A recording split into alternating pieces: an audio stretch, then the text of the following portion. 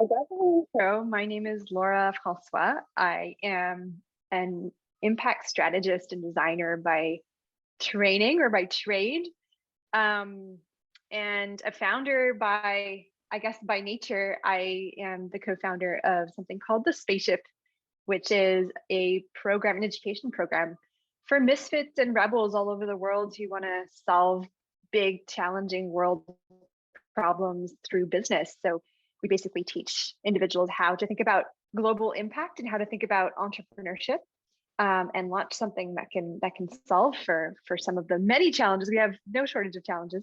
I'm also the co-founder of something called Demopunk. We're essentially a startup that connects carbon sequestering products to the real estate industry so that we could start building buildings that suck all of our ugly carbon from the planet. So yeah, so those are my kind of my two hats that I wear and have been floating around both Canada and Singapore for quite some time now. And I'm very happy to be here. Thank you, Laura. You know, you are the right person I need right now. Just because it's so difficult in the social impact space. I've been in the nonprofit sector, in different sort of NGO social sector, and you know, at the bottom of it, you realize that fundamentally, if so much effort is put into raising the funds to do the work, and then the funds just kind of go into your administration, bureaucracy, logistics, and then the impact evaluation report instead of the actual work on the ground, in the long run, you're looking at something that might not be actually that sustainable in terms of real impact work. And then when you try and figure out a way to make things work financially for something that has the social impact but benefits people who might not necessarily have the financial power to pay for it, then things become really complicated and tricky. And then how do you support the people who are doing the work? And you know, if you want to do the work properly, it's a full-time job. It's not a part-time thing that you just volunteer 1 or 2 hours a day. And you know, it's so difficult on so many different levels. But anyway, we'll do this sort of like strategically, slowly kind of charting your journey, because I'm really curious. So you're from Canada, and then you went to Southeast Asia, somehow managed to make things work, and you did so many incredible things. Like you started, you co-founded a social enterprise, an impact design studio, led international impact projects, ran global nonprofit fashion revolution in Singapore and Malaysia. And then you kind of went from Singapore and back to Canada now. But then what was your journey like? How did you manage to navigate the different systems in Southeast Asia and manage to find all these different ways and resources to make things work? Well, I started off as a student. I was studying at NUS in Singapore doing my undergrad, and really, I mean, I really fell in love with Singapore for a lot of reasons, but and the region, and thought it was just a really interesting place to work on system strategy. So system strategy in a nutshell, for those who are new to the term, right, it's just basically trying to figure out how things are connected to each other. So when we talk about environment, or we talk about social issues, I mean, we talk about anything, Black Lives Matter, whatever, anything on the planet that is currently existing can connect to others, in really sometimes very surprising ways. And the more we understand those connections, the more efficient we can be, just as humans, but also in the work that we do. So not just tackling one thing, but making sure we're hitting as many birds with one stone, if you will. I should probably use a different term, because hitting birds with stones is not a very environmentally conscious way of speaking. Anyway, find another analogy there. So to answer your question, or to kind of come back to the journey, I actually started very much as a activist and as a human who never thought that anything will change unless you work for a nonprofit or you work for the UN. My goal in life was like, I'm going to work for the UN and I'm going to change things. And very, very quickly realized that works for some people, but unfortunately the nonprofit space is it doesn't learn very much from you know, how to iterate and how to grow and how to change really quickly on the fly. And that's something that you need if you're going to survive, and especially when you're focused on really difficult problems.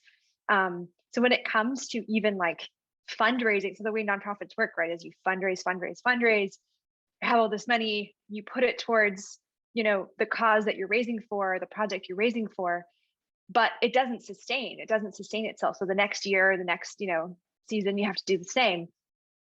And unfortunately, that causes a bunch of ripple effects in the system. So going back to systems thinking, like it causes a lot of social problems. I'll give you an example. The fact that there are projects that have existed, that have been funded, and then kind of left 6 months later means that the individuals that were relying on that project all of a sudden can't access them, or the project doesn't work anymore, or from anything, building a well in an area that doesn't have any accessible water. If you don't upkeep that well, what's going to happen to the well? If it breaks down, if it doesn't work. And so that's my jaded point of view on my experience working with nonprofits. Not to say that there isn't space for them, there definitely is, but that's kind of what turned me in on a different track. And I started looking at the potential for social and environmental businesses to take the role of solving for those issues. And Southeast Asia has more entrepreneurs that maybe don't even realize that they're entrepreneurs, or don't necessarily call themselves entrepreneurs, solving for some of these really big problems that there are more entrepreneurs I've ever seen in my life in one region. What was interesting is like being able to map the impact of these of individuals, not just in Singapore, but I was also working in Malaysia for some time, Cambodia, Vietnam, and mapping out like what can happen when you equip somebody with the right mindset around being able to sustain yourself and the project. You mentioned something really interesting when you were rambling about all of your disdain around there's not enough funding, there's not enough opportunities. And the truth is, if you build a project, whether it's an impact project or not, if you build a project that is solving something well, it will find the funding will come to it, whether it be through an investor, whether it's through a partner, or just customers who just want what you're building. And I think a big misunderstanding around the impact space is that it has to be a company or a product or a project that just does impact stuff. But those projects don't survive either, because nobody just wants to buy something to do good. You might want to do that once or twice, but nobody has the time, bandwidth, or money to keep buying something just because it makes you feel good, because you're doing something good for the planet. Buying something that you actually want or need, or makes you feel good or joyful, or that's beautiful or useful, will always be the main motivation for humans to interact with projects, right? And so it kind of revolutionized my life when I realized that, because I had, as an activist, realizing that, yeah, I can keep saying the same things and trying to get people to move the needle, 1 inch forward, but unless it's actually motivated by, again, what the public sector, what the private sector has been doing all this time with selling products, and unless I'm using those same tactics, the same marketing tactics, the same brand building tactics, I'm not going to win at this game. And so for me, my journey in Southeast Asia, and very much now just having come back to North America, has been that of just learning the language of both this impact side and this business side, because it's the only way that things move. So that's my little 2 cents around my personal journey. Maybe my journey had very little to do actually with geography, and very much just to do with translating one sector to another. Something that I realized in the business space and sort of in the social enterprise space, I feel like the motivations are really different. When you have business principles that is really just profit maximizing, and then looking at things from a social impact angle, where you are not really looking at that sort of exponential growth, but really how can you sustain the sort of impact work while still having this sort of income to do the work. And like my experience in a business cause is that there are things that are useful, but not everything is transferable.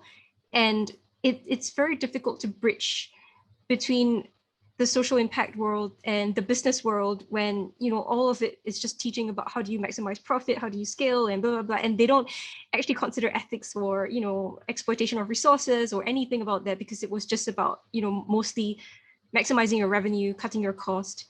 And I wonder if you have any sort of thoughts around that, and also like bridging of language between different sectors. I think the way that we speak and the way that we understand the work that's being done in a nonprofit, it's a lot about impact, which, you know, it's not just quantitative, it's also qualitative, it's also relationships.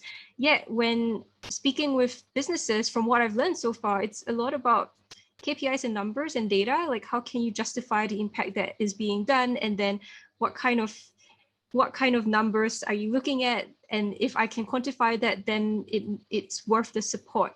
Which, coming from the sort of arts perspective, so much of the work, it's about opening up conversations, difficult conversations, and raising awareness, but then also, you know, like planting seeds so that people would question things and think about things differently, and then hopefully inspire action. And then also through socially engaged arts processes to then have this sort of process where people would build those relationships, and then hopefully, you know, from there on to be able to build something from there. Which, you know, it's very difficult to say like, oh, after this conversation or this discussion or this project, X amount of people, you know, were converted and inspired, and they are like, you know, starting their own stuff, because it happens in many different miraculous ways that we cannot necessarily measure. Yet it's not to say that there is no point in doing this kind of work that is capacity building and that, I guess, awakens, I'm not sure if that's the right or good word, but then allows people to think a bit further or deeper about the situation that we live in. Yet when thinking also about sort of business spaces and what we sell, I think non-consumption is best for the planet. So then if we don't want to sell products, if we look at selling services, it almost feels like there needs to be a fundamental cultural shift, and a shift in the way that we value things, or the way that we value what we would spend our money on, to be able to allow for that sort of consumption in these kinds of services to be adopted. So then it almost feels like a chicken and egg thing.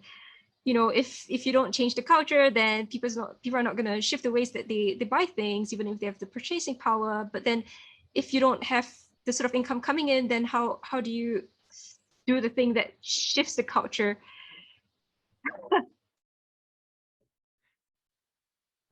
Okay, you touched upon so many different things.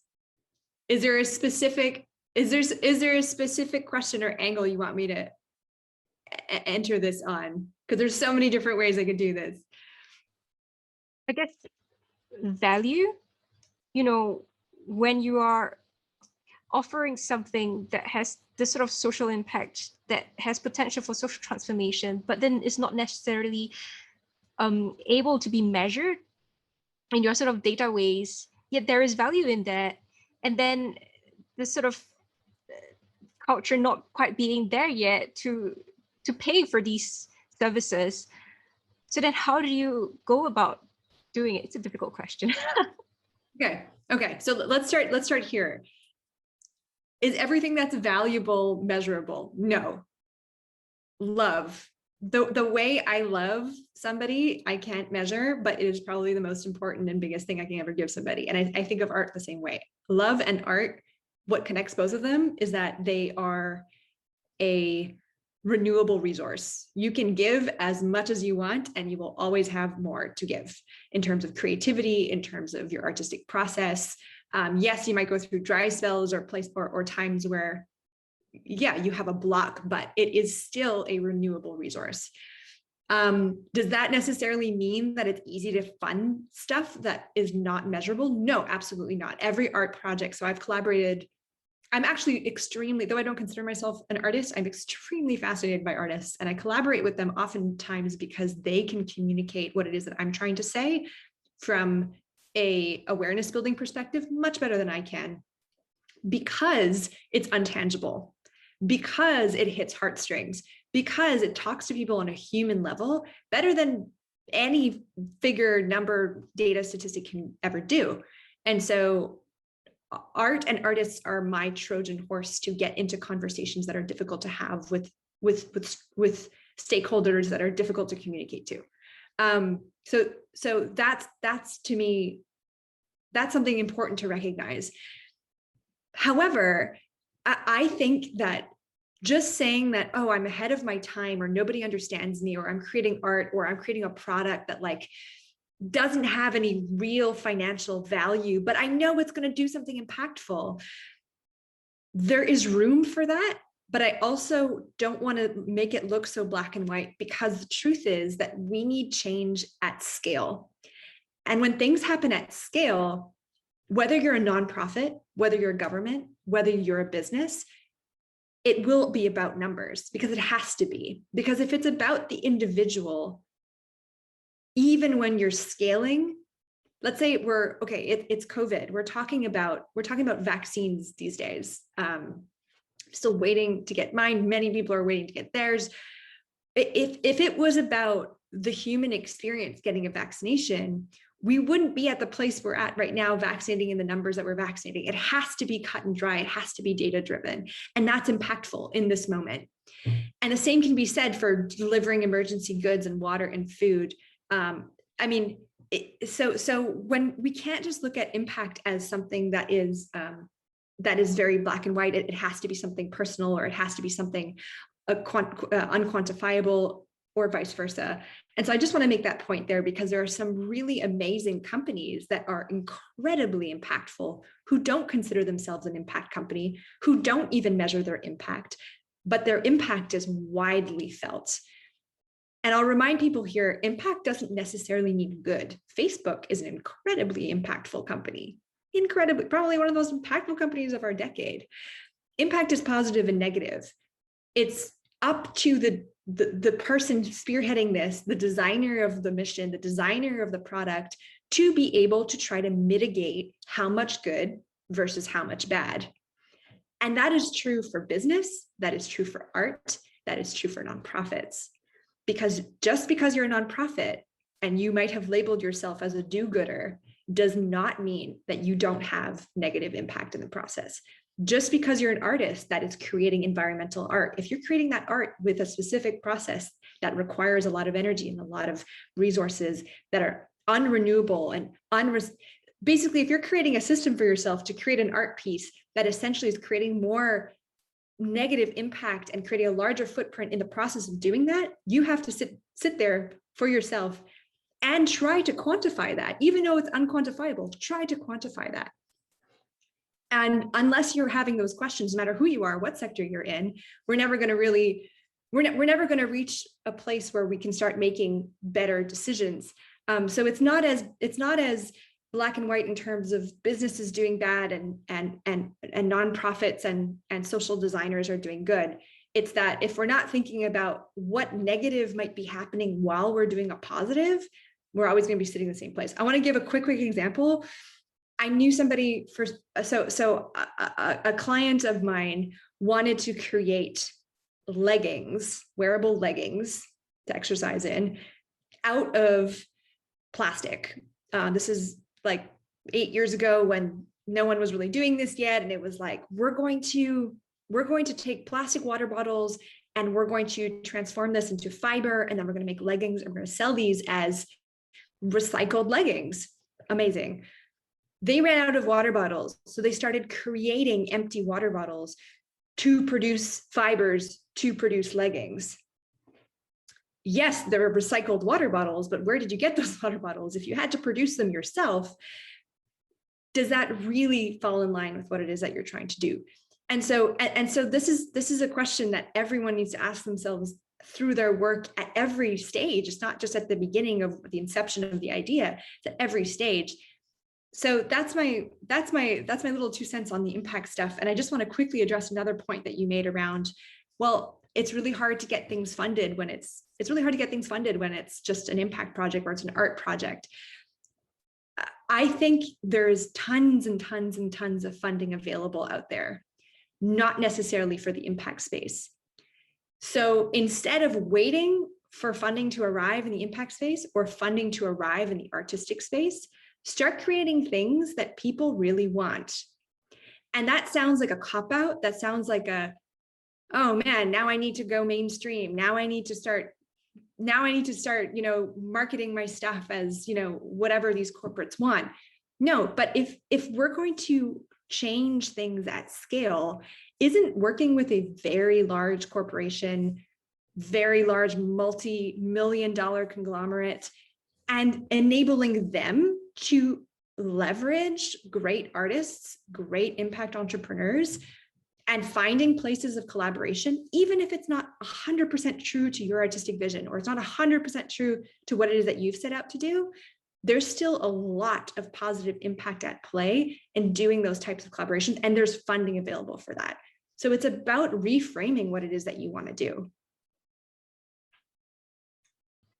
I have some thoughts around corporates and greenwashing. Yeah. But then also, you know, if that gives you the resources to do the things that you want to do you then just take it on anyway? Because if you don't, you might just end up not being able to do stuff. Okay, I would never condone greenwashing. And if you feel there are different ways to spot greenwashing, and if you feel like you've spotted it, don't go near it ever, because if your work is associated with a greenwashing project of any kind, there's no going back from that. So your reputation is something that is non-renewable. So don't approach greenwashing projects ever. But when I say collaboration with corporates, I don't necessarily mean like those who are trying to greenwash. There are fantastic organizations that work at scale who don't have creative teams, who don't necessarily even have a marketing team, who might not have even ever created a campaign, but that are doing the world-changing stuff. I'm going to give you a really lame example. Though the organizations that are silently operating the planet are oftentimes those who work in the canola oil industry. It's very random, but the oil industries that basically make us, you know, our ketchup and all of our food products, all of our cosmetic products, all of the, like, everything that we use, Unilever, like all of these companies, right? The companies that are trying to reinvent, there's actually a company out of Singapore called Secure, and they're a startup that is basically reinventing, it's not sexy, guys, it's reinventing the way we create oils, basically the process of creating oils, so that we can decrease the carbon footprint of this production. And if you do that, you have the potential of basically halving the carbon footprint of our planet. This is not something we're talking about. This is because it's boring. It's like, okay, yeah, okay, there's oils in my makeup. How we get that oil, I don't really care. I don't really think about it. But the companies who are doing stuff like that, those are the companies that don't have a marketing team, don't know how to necessarily storytell what they're doing, or in the sense that, you know, they're not public facing. They're dealing with a very B2B, business to business stakeholder structures and relationships. But those are the types of organizations that it's worth investigating. So doing your due diligence and trying to find the real change makers out there, they are open to collaborations. So it's not necessarily the most obvious, but you have to just do your research.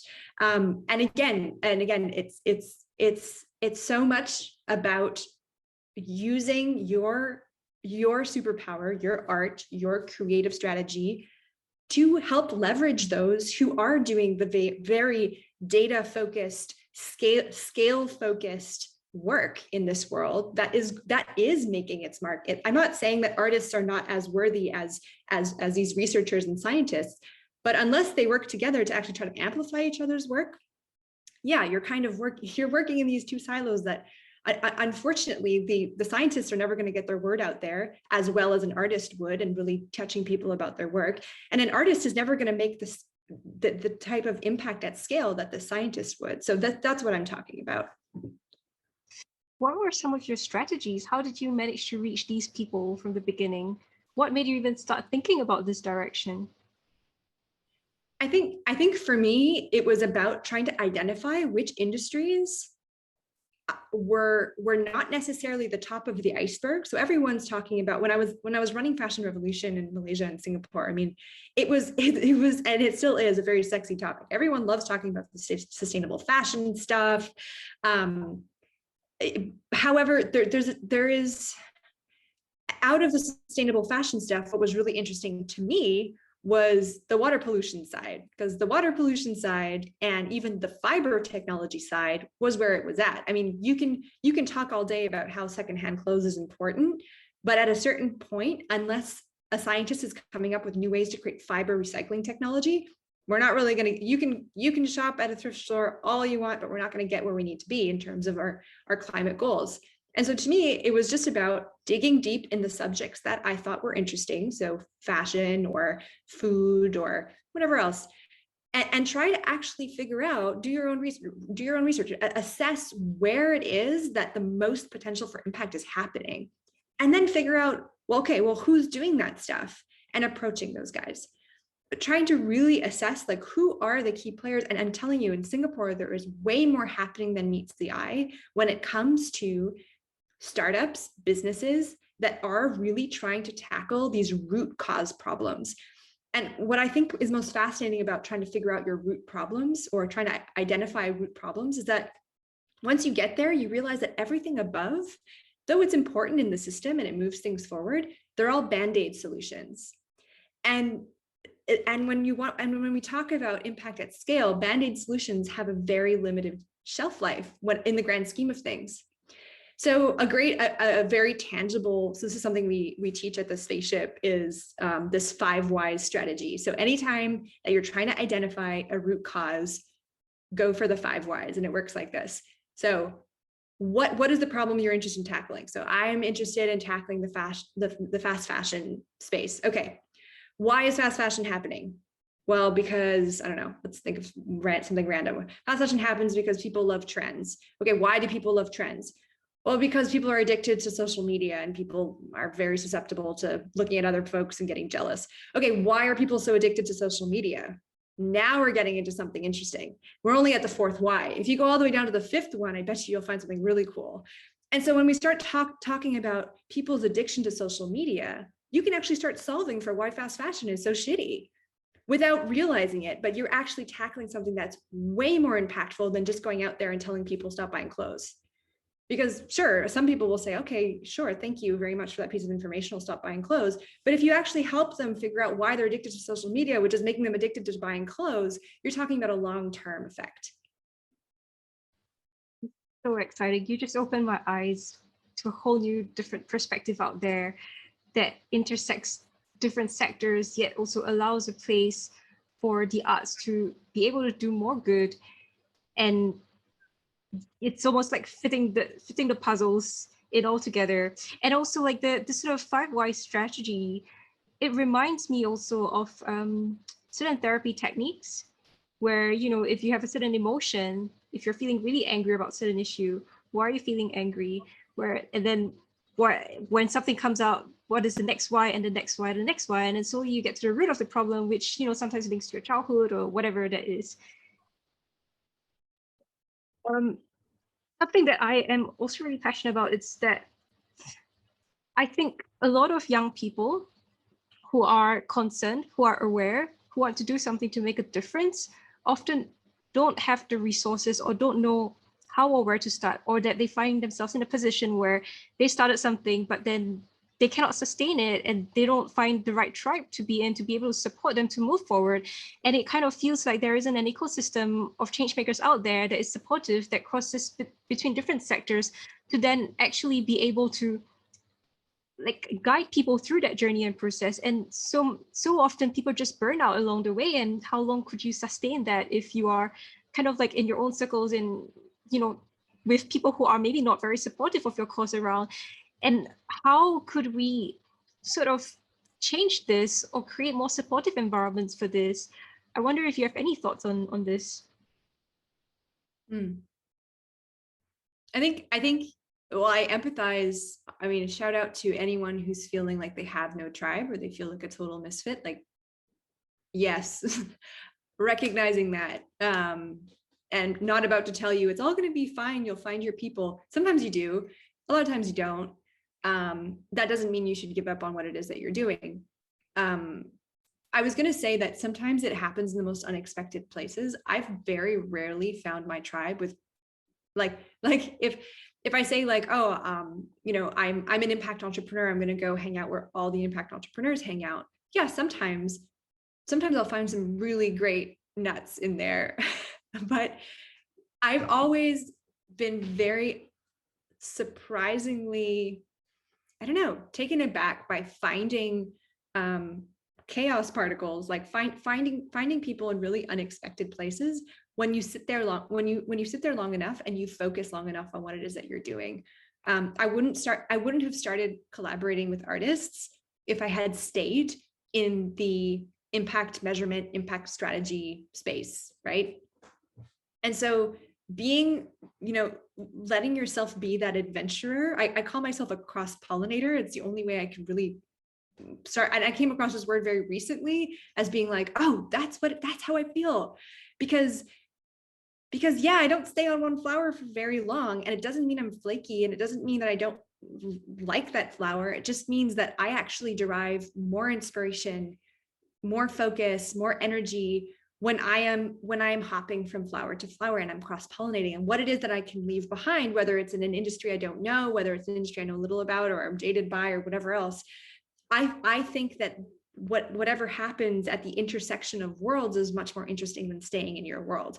But that means it can be very lonely. That's just the reality of it.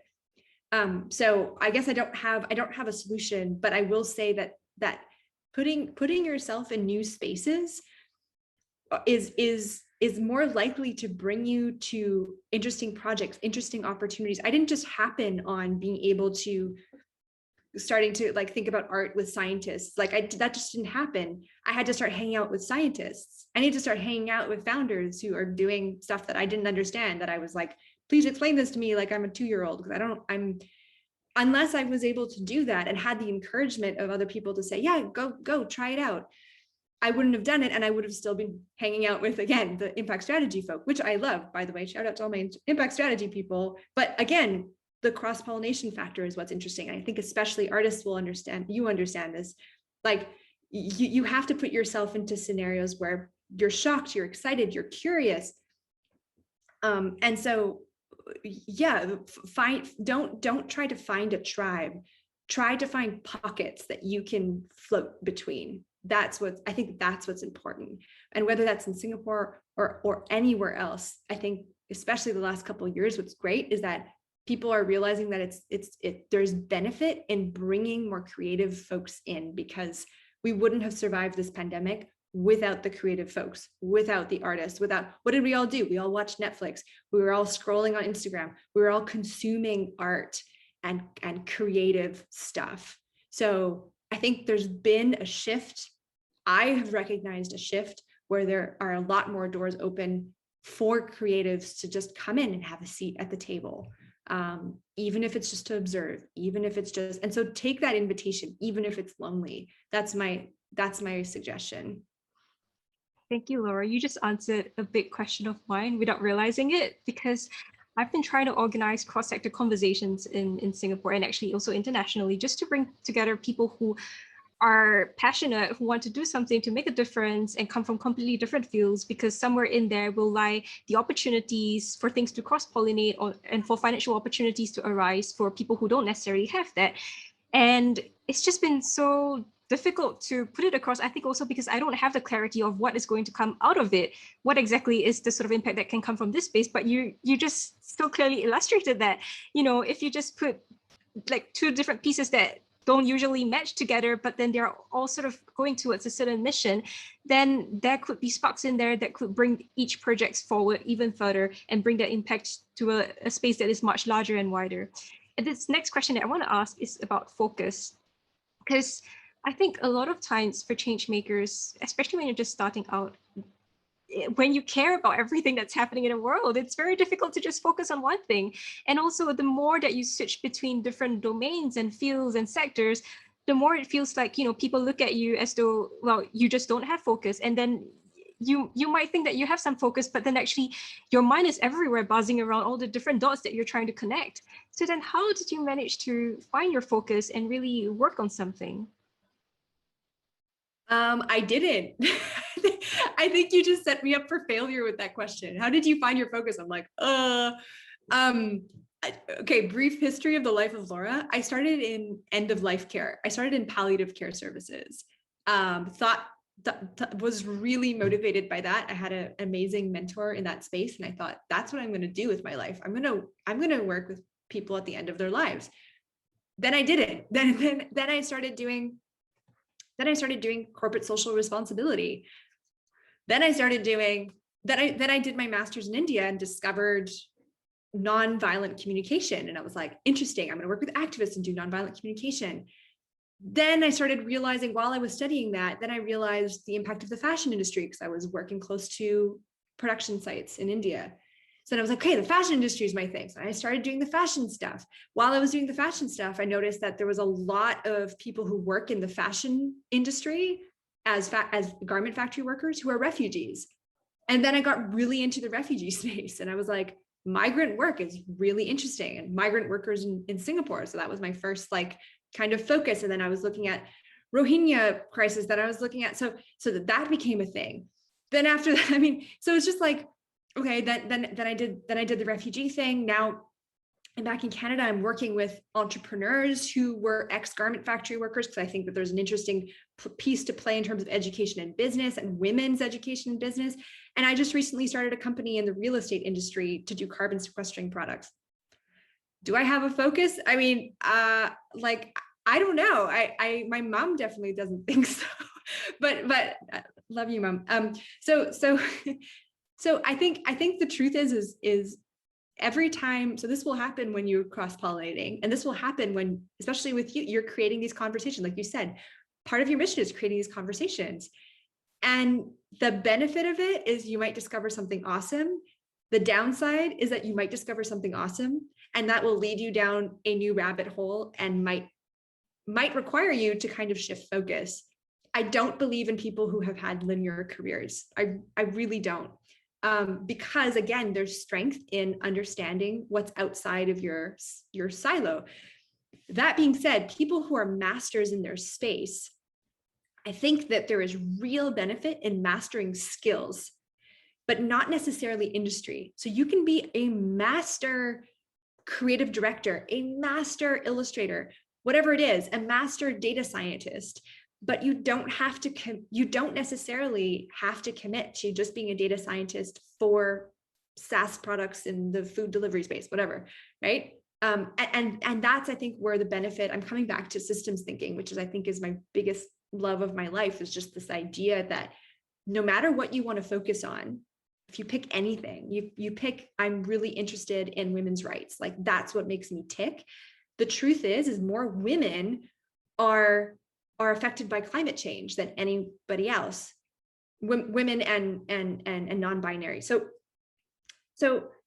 all of a sudden you're like, oh, my women's interest, my women's rights interest is directly related to environment. Okay, does that mean I should focus on environment too? You could, because all your knowledge and interest and experience in the women rights space can now completely and beautifully enter into the environment space, right? And so that's so the great thing is you don't have to choose, but really choose what types of skills you want to master and what is it that you want to learn. That's where I think that's where the honing in. Is it about learning how to craft great conversations because you want to be an expert podcaster? Is it about like being an expert facilitator? Great, be an expert facilitator, but that doesn't mean you have to choose an industry. I think that's an old way of thinking. And even when we talk about the sustainable development goals that the UN put out, right, for 2030, like 2021, it's like crazy, but 2030, we're supposed to reach these goals. Number 17 is the most important goal out of all of them. So they range from, if you've never seen them before, it's those colorful blocks, right? They go no poverty, access to education, responsible production. Number 17 is partnerships for the goals. Most important one, because if the people who are focusing on like underwater, preservation don't start talking to the guys who are working on education, we're going to have a problem. So that's the way I like thinking about it. And that also takes the weight off of my shoulders from going, Laura, you have to pick an SDG. You have to find that focus. It's not true, because that's not how we're going to solve them. So why should I be picking one? So that's my excuse. Maybe it doesn't work for everybody, but this is definitely this is what I've told myself, and it's worked so far. So I'll let you know if it stopped working. You know, it's so comforting to hear this from you, because that's literally, it echoed my journey. I was looking into women's rights and violence, and I was feeling really angry. And then looking deeper into violence, trying to understand the human condition and why that kind of violence was possible, I started researching into war, which led me from the refugee crisis to Vietnam War, and then back to Japanese occupation, started a documentary series on that, and then, well, couldn't continue because of COVID. And then I was working with refugees in France, and then started to really realize about the entire sort of climate situation and crisis. And then in there, you also learn about colonization, racism, and it's everything connects. And then when you look at impact and evaluation or whatever, and it's just, you know, you have to just focus on one thing, and the ways that you write funding applications, it's also kind of get towards that way of structure. And when you tell everyone that everything connects and I'm not just focusing on one thing, people don't get it. But then you illustrate it so brilliantly that eventually, essentially, everything connects. Okay, but here's the secret. Here's the secret. I'm so glad you brought this up. Don't tell anybody. Don't tell anybody that everything connects, especially when it's on an application form. Like, tell your friends, tell your colleagues, definitely tell the people you're working with about like mission, this, everything connects. But as soon as you want funding, if they are giving you, here's the secret, if they're funding refugee projects, if you're an education project, you're an environmental project, you can apply for the refugee project funding because it's interconnected. Make sure that you have a product, you have a side, you have an angle. And I'm not just saying write like a phony grant application to get funding that's supposed to be reserved for a refugee project, but it means that if you have that mindset, you can be nimble enough to say, okay, we're going to adapt this education project. We're not just going to make it about women and children. We're going to make it for any displaced human, any migrant human, maybe any migrant human that is affected. So any climate refugee, like you're able to then adapt what it is that you're doing specific to what is available, because unfortunately there are trends in funding. I hate that that's what it is, but that's what it is. And so you have to work with it instead of just saying like, oh no, I don't, this is not part of my category. Adapt with it, because oftentimes a lot of times there's funding that just ends up going to either nobody or a project that doesn't even have real impact or legs or is able to grow. And so it's better to go towards somebody who's thinking in that systemic way, who's then able to adapt. So the secret is don't necessarily scream it from the rooftops. I guess the question that I'm really wanting to ask through the focus question is how do you strategize in a way that allows your projects to be successful and has that kind of impact? Ooh, you're really getting to like the meat of it. They're not always successful, like definitely not always successful. And success can mean, I remember, so actually our mutual friend, the person who put us in touch, so collaborating with Ben Von Wong was like one of my best friends and insane artist. I remember walking off a project that I was so happy about. I was crying. I was just like, my emotions took over. I was like, this was the most amazing thing. And he came out of that going, it sucked. And I was like, what are you talking about? It sucked. For him, it was not a success. For me, it was. You have to figure out for yourself what success is. That's the first thing, because if you don't figure out what success is, you're never going to be successful. If you don't actually write down, success will be, I want 500,000 people to like this piece of art on my Instagram. That's success. Then you better focus on that. If success is, I want to be able to talk to 3 people about this topic more easily, and that's what my art's going to allow me to do, then that's success. But you have to write that down almost for yourself. It's the only way you can be benchmark. And then the other thing I'll mention is that like I've never successfully done something in isolation. I've never done something alone that has worked. Anything I've done alone has been kind of crappy or has taught me something, but like I've kind of chalked it up as just like experience. That was an experience. Finding partners, there's benefit in learning on your own and honing in on your craft, but the only real way to make sure that you're putting all your I don't know, to really use all the skills available to you is to really work with somebody else, with other people who can help you identify what those skills are, what is needed to make this happen. I don't know how to do everything. And the problem is with the impact space, you have to be able to work in a manner that adapts to what's needed very quickly. So if I say I've worked with refugees in Europe and the refugees in Indonesia are not the same. You can't blanket statement that with like, oh, I worked with refugees, so I know how to work in this space. We don't. So finding partners on the ground, especially if you can, as grassroots and as local as possible, is the only way for you to ensure that you have the most potential for positive impact. And so, yeah, no matter where I've been, I mean, I'm thinking of the project I did in Egypt, like I'd never been to Egypt before. I flew in, we started working the next day on a project that was all hypothetical. We were creating an art project in the largest mall in the Middle East that I've never been to with materials I've never used. Like if you wait till you know everything or learn everything or get all your cards aligned, it's never going to happen. And so I've just learned that like I prefer to work with people who are smarter than me, better than me, more efficient than me. And I want to be the weakest link in every situation, because that means that I'm learning, and that means that the project has way more opportunity to be successful because I have weaknesses galore. So that's my thought on it. I mean, I think there is the personal success part, which is personal and it doesn't matter for anyone else anyway, at least for me. And then there is the other part where, you know, when you put into pitch decks or proposals, there is the kind of numbers that funders will look for. And how do you submit that in? Like what kind of stuff do you write in there? Like how do you approach people? How do you get people to believe in the project that you're doing if if you can't tell clearly what the outcomes would be? Yeah. No, it wasn't until I started working with artists that I realized that process is more important than output, because output will be based off of so many different variables that nobody can control.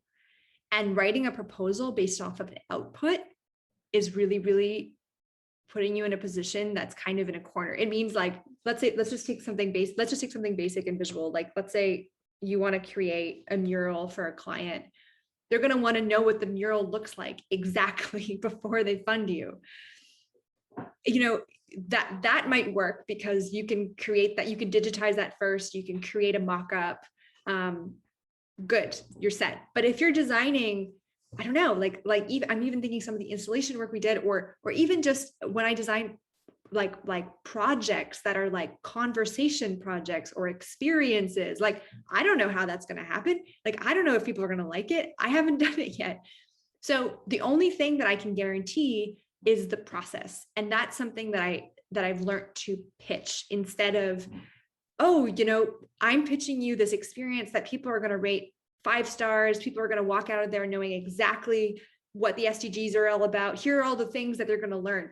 No, what I can promise you though, is that they're going to have an experience that's unlike anything that your organization has ever done before. So there's novelty. I promise you something that, I don't know, is going to be extremely collaborative. People are going to feel empowered. I don't know how yet. I don't know through what. Maybe they'll be empowered by the visuals. Maybe it'll be the conversation they had. Maybe it'll be, but promising the experience to me is a lot easier to then engineer if something doesn't work out. If you're like, oh, we're not going to end up doing this, we're going that. I mean, you have to be the great thing and the most terrible thing about working with artists, in my opinion. No offense to you guys, but like you change your mind a lot. There's a lot of like, we're not going to do this anymore. And I love that because I can be very numbers oriented and like plan focused. And so I love that like every 2 seconds, what I thought was going to happen is not going to happen. However, funders are oftentimes, or other partners are oftentimes not like that. And so making sure that the plan is loose, the outcome is loose, but the process is very set. So the process is going to be this. People are going to walk through something and experience one of these 3 things. Then they're going to walk out and definitely feel whatever, curious or excited or this, that, the other, that I can guarantee, because that's what we're going to, that's what we're doing. So it's kind of just, it's being vague without showing that you're being vague, if I can put it that way. And trying to communicate to your, and it's also about picking the right partners, the partners who won't even look at you when you say that because they want exactly what's going to happen are not your right partners, because those are going to be the partners who are going to look over your shoulder every step of the way and want to see proof every step of the way. And that's probably not the right partner to collaborate with someone creative. And you don't necessarily want that, no matter how good the money is. Yeah, that's pretty much selling the emotions. But also, you know, funny thing is that I was actually asking for a wall for a community project around my neighborhood from the PA. And they're like, so how's this going to look? What is it going to look like? And, you know, all that sort of details. And I drew something out. And then they have all these different considerations. Like for me, I don't care what I do. You know, I just want to get to people, have these conversations, build a community and build a circular economy from there. And then I think they have all these considerations about like, what if someone complains about the wall and blah, blah, blah. And it's just like the simplest thing that you can do, just give a wall for an art project. And it's suddenly this complicated thing. And it's just like, oh, it drives me bonkers. Let me give you a piece of advice. Not that this will necessarily work, but having been in a similar situation, something that I thought was really interesting that someone, I forget who taught me this, but basically if you get the community involved, even though this is not a community project, you're the artist, you're wanting to paint on this wall. If they're saying, well, is the community going to like this? Or if you start bringing in a community component where you can even say, hey, I surveyed X amount of people in the neighborhood who walk by. I stood by this wall for a day and talked to every single person who walked by about this wall. Here, I recorded it for you. This is what they said. Here are some of the things that they said. I even asked who might want to collaborate. Does anyone want to provide me with photos for inspiration about what might go on the wall? As soon as it's a collaborative or a community, like all hands on deck, even though they might not be painting, it's still your artistic vision. It'll still be in your style. But people have given their 2 cents about, I'd love to have this or this included. It's so much more likely to get the attention of funders or even be ticked because they're like, oh, okay, she's done her due diligence, or like she's done the work for us to kind of validate that this might be something that people want. Even when it's not a community project, to just do that kind of shows in good faith that like, yeah, that you're open and it's not just about here, I want to paint this and it's only this. People like just feeling that, I don't know, comfort. Interesting. That's a very good point. I actually, the first proposal I sent in was super loose. It was just, I want to talk to people and then I will decide what I'm going to paint from there because it's about hearing your stories. And they were like, no, I want to see how it looks like because Singapore just wants to see something that looks aesthetically pleasing enough to be considered art. It's just very conservative. But that's a very good point. I'll definitely work on that and then I'll let you know about it. We're running out of time, but I really want to ask this question, which is for young people who are starting out, what are some of your advice that you can give? And, you know, like if someone could do something to make a difference in this world, what would it be? If you're going to do anything, do what you're good at. It's not, let's say you watched a documentary on Netflix about, I don't know, saving the whales, saving the octopus. And you're like, oh my gosh, I need now to go study like oceanography and I need to now become a scientist. You don't. If you're a fantastic graphic artist, you do that. You do that as best you can, because that's going to be, again, coming back to my example of like collaborating with scientists or researchers or folks who are really in the nitty gritty of the problem. They need you. They need your superpower. So my main piece of advice is like, if you know you have a superpower, you're starting to uncover that, keep focusing on that. The change-making side, what topic do I want to use to make good in this world, that can change. You can flip into and out of and get inspired by, but keep focusing on that thing that you do well.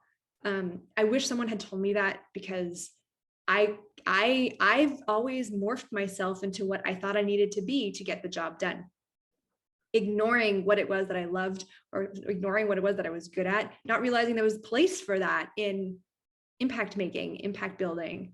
So yeah, just don't let anyone tell you that you need to go do more schooling in a specific sector because you want to work in that sector. No, like be the filmmaker, be the artist, be the facilitator, and then find pieces of connector pieces, partnerships with those industries, topics, fields that you're so passionate about. That's what I wish my 15-year-old self could hear right now. One last unexpected question. What is your favorite onion dish? Onion dish? Oh my gosh, there's I love onion dip for chips. You can make this with like onion soup mix and you just put it into like sour cream. I don't know if this is like a thing, but my mom always used to make that. I can eat raw onions anytime. I'm a big onion fan. That's actually the only reason I came on your show, because I just love onions. I'm joking, but I do love onions. So yeah, onion dip.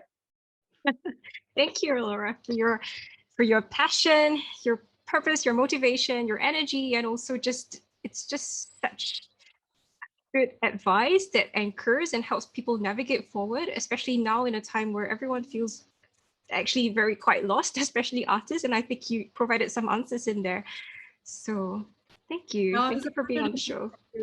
Thank you so much for this, and keep up the great work, VA. I'm always a big fan. So thanks for having me on the show. Thank you.